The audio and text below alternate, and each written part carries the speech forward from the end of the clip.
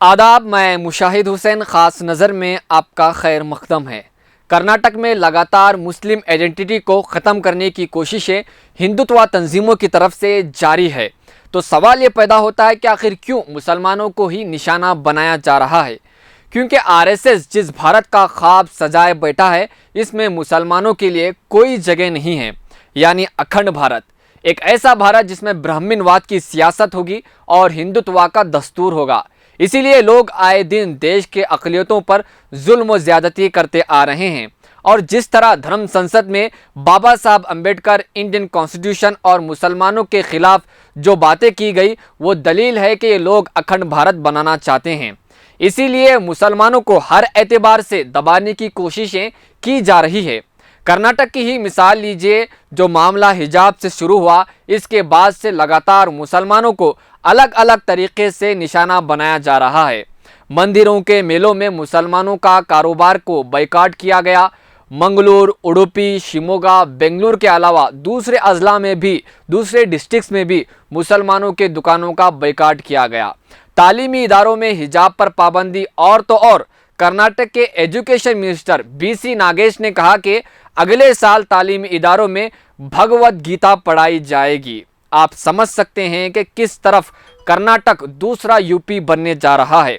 और अब कर्नाटक के चीफ मिनिस्टर बसवराज बोम्मई के पॉलिटिकल सेक्रेटरी रेणुकाचार्य ने कहा कि मदारिस इस्लामिया पर पाबंदी लगाना चाहिए, क्योंकि यहाँ पर मुल्क दुश्मन सबक पढ़ाया जाता है। और साथ ही साथ इन्होंने कर्नाटक के वजीर आला बसवराज बोम्मई और एजुकेशन मिनिस्टर बीसी नागेश से भी ये मुतालबा किया है कि मदारिस पर पाबंदी लगाना चाहिए।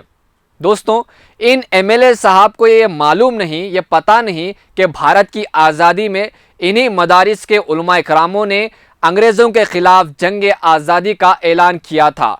और अंग्रेज़ों के ख़िलाफ़ कई जंगे उलमा इकराम लड़ी। दिल्ली में, पानीपत में और देश के अलग अलग कोनों में उलमा इकरामों ने अंग्रेज़ों को ललकारा था। ब्रिटिश सरकार ने कई हज़ारों उलमा इकराम को फांसी के फंदे पर चढ़ाया और सैकड़ों उलमा इकराम को दिल्ली के सड़कों के किनारे दरख्तों पर फांसी दी और माल्टा की जेल में भी बंद किया।